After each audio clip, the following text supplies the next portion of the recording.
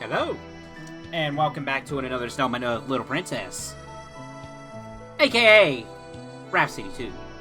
So, in the previous part, we had some soul switching, and me badly describing the Marl Kingdom history, the history of Marl Kingdom. But we do have a guest character in the party for the moment. Not Fawn, but Fawn's body with Crow Ladies, Crowlin, I think is how you say your name, I'm not too sure. But we don't get any of her abilities, we still only get... It's as if we could just have Fawn in the party, basically. Which, if you listen closely to his voice... some people might recognize that. You know, suffice to say, it might be a pretty famous Japanese voice actor that they got for Little Princess. And I am actually going to double check that to make sure that the fact that I'm saying is true.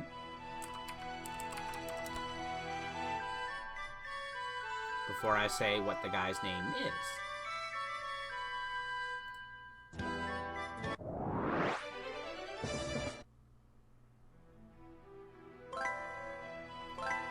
We don't got too much going on in this part, per se.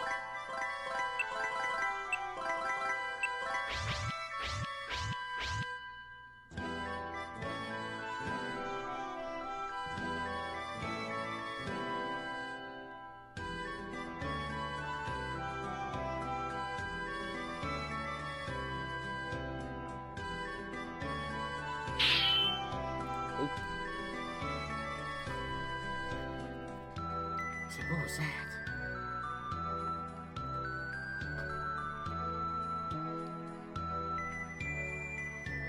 This is so big. This is a problem. We won't be able to get in any further because of it.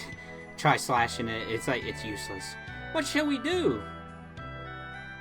Why are you looking at me like that? Well, you have all those Moses. Maybe you can break that rock for us. Smash them bare-handed? I'm an elegant and refined swordsman, not a barbarian. I never... It won't really be you, it'll be that guy. Oh, Jesus Christ, that's a punch. Or do you want to stop looking for your body? Ugh, this is... Goes and breaks the rock with a punch, in parentheses. That's pretty funny. How surprising to think that guy had such strength. I guess even such a grotesque body can be useful at times. Is this your first time seeing things from his perspective? Seeing things from his perspective? So basically the moral of the story is, you know, Koruru's learning that not push shallow, to let it gradually over time, you know, try to see things from his perspective, yada yada yada, dragons.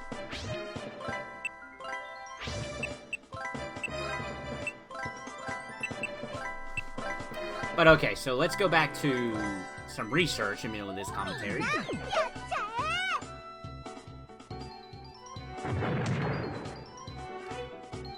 Really? He voiced him in Evil Song? Huh.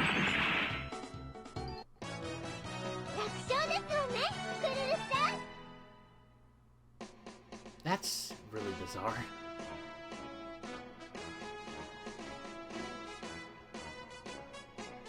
Basically, the voice actor I'm talking about is that you can probably hear him is Wakamoto. I'm probably butchering his name. He's a very popular Japanese voice actor who's done a lot of stuff, and he's very prominent and mean. Well, at least when I was growing up with the internet, it seemed like he was a lot more prominent in memes and whatnot. Nowadays, I don't really see his name come up too often, but maybe that's because, you know, I'm actually working nowadays and don't really have that much free time. Could very well be possible.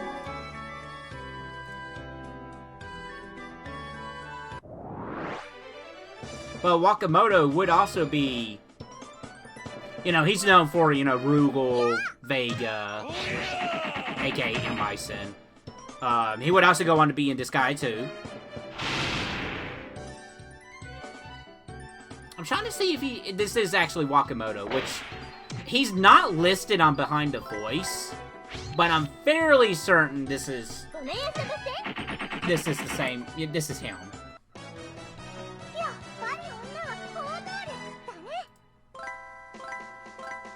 Like, it sounds just like him.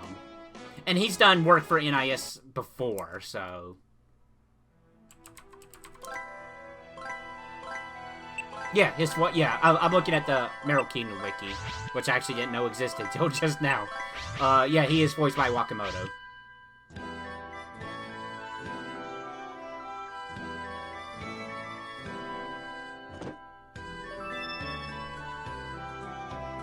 Also, fun fact, Fanwan is gay.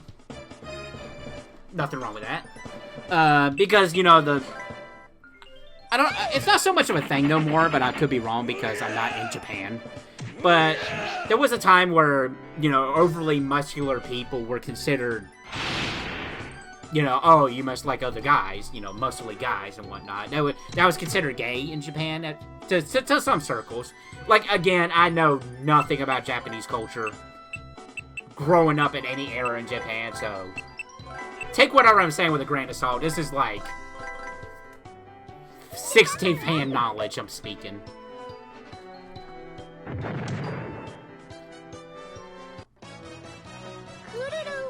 I actually probably should submit that to Behind the Voice, actually, now I'm thinking about it, but eh.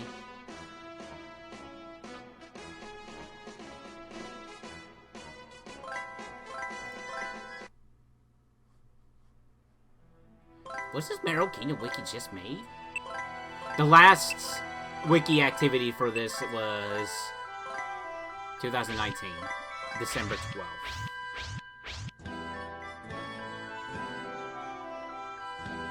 What?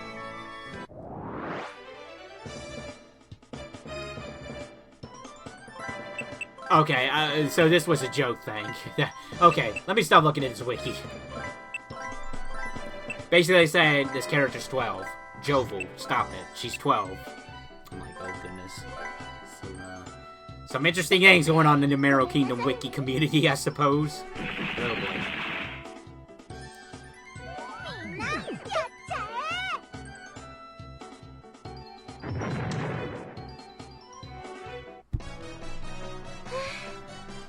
Also, I like whenever, you know, Fan flex, he just loses the jacket.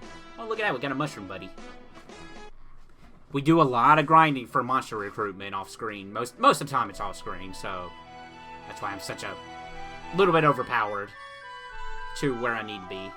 It's really easy to grind in this game, it really is. Especially when you're next to a angel statue that's literally in the same area as enemy encounters, a hostile area, I guess is what you call it. That's a nice rainbow. So basically, yeah, there's not too much to this part. We're going to just explore this cave a bit. We are going to get another puppet, which is the last of the 3 Guardian puppets, if I'm not mistaken. No, I'm mistaken, I'm sorry. It's one of the Egg Brothers, is the puppet we're going to be getting in this dungeon. Who originally I thought their soul... Well, no. Because their souls was reincarnated as griffins. Hey, wait a minute.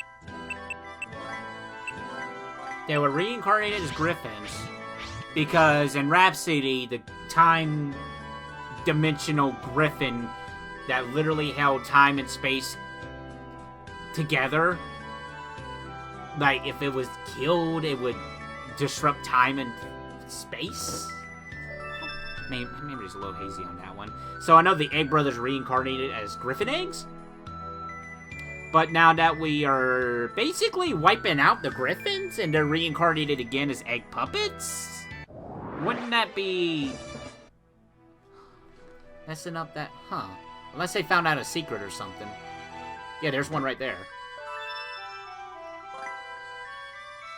Because then that would kind of not have a game no more. If that... Is my lore really that messed up in my head? Am I getting the lore mixed up, basically? I don't know. I definitely remember a griffin that could literally stop space and time because there was an NPC that talked about that. And the Egg Brothers like, oh shoot, we have to give up our souls to reincarnate as griffins, otherwise, you know, the world, there's nothing. If I'm misremembering that, I don't know. If anybody happens to watch this and actually knows the answer to that, please let me know.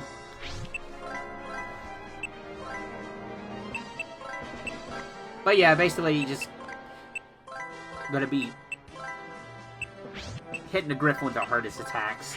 I know the Griffins have specific rules.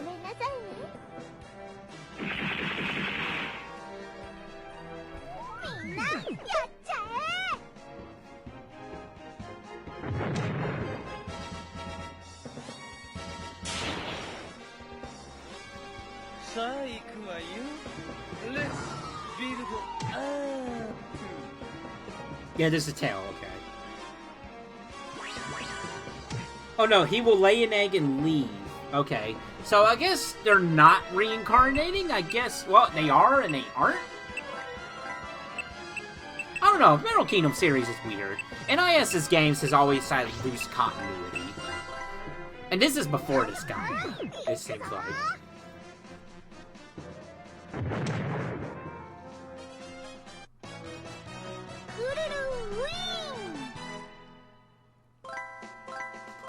This man just flexed on a griffin. This woman in a man's body just flexed on a griffin. Fortunately, I don't think this is translated. It didn't look like it was.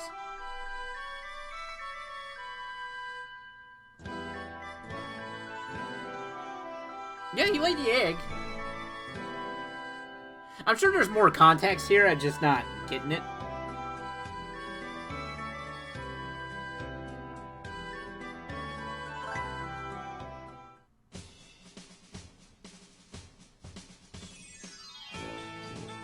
Oh, apparently if you get all 3 Guardian Puppets and equipment on them, you get a special skill.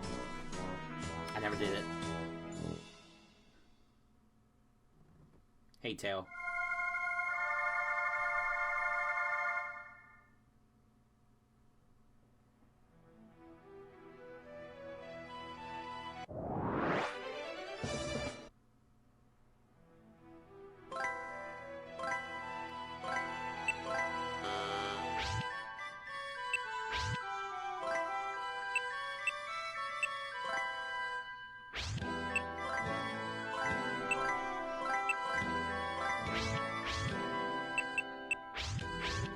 But yeah, Wakamoto voice is fun. I just want to point that out again.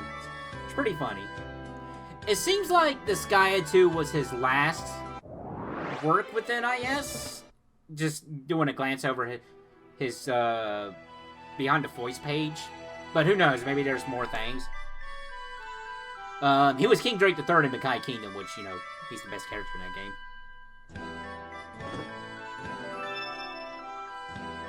He was also the narrator for this guy one on the narrator in this guy 1 DS as well.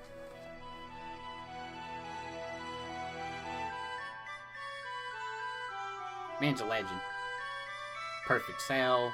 Well, Cell in general. Apparently he was Ao in Evil Zone, which is really interesting because Ao would not be a character that I would associate with Wakamoto's voice. So, that's pretty funny.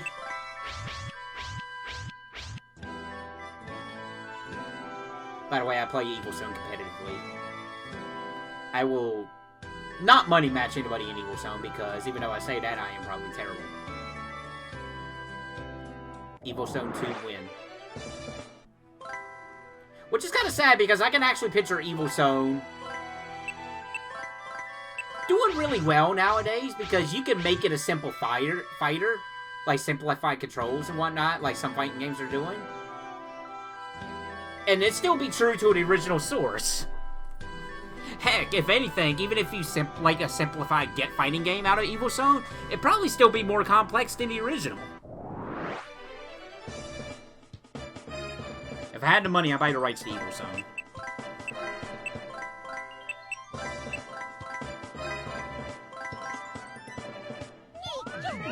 But I don't know if you can actually capture the same magic that Evil Zone had. Because the thing with Evil Zone is, besides the, you know, the English dub being hilarious, is, basically it took every popular anime archetype and just ran with it. And could you capture that same magic again? With, like, if you specifically do anime archetypes today, I guarantee none of the characters would return if we were strictly only going by popular anime archetypes now, compared to the ones that Evil Zone was using. Like, Daizaber might be the closest you might see if they were doing that. If that was the rule in making an Evil Zone 2, they would only use anime archetypes today. But even then, well, I mean, I don't know if Kamen Rider and Power Rangers and Sentai is really as popular as it is back then as it is now. Maybe? I don't know. I mean, it's still going on. So, I mean, that's something.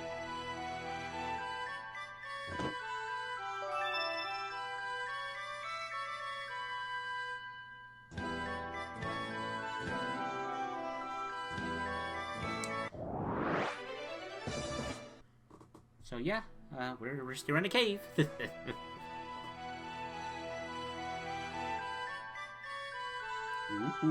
look at that. Now, that's a fancy tower right there. Now, what leads to this? Where does this tower take us? Why? It takes us to a floating island that we saw earlier in the previous part. So, we are going to take a look at that floating island in the next part.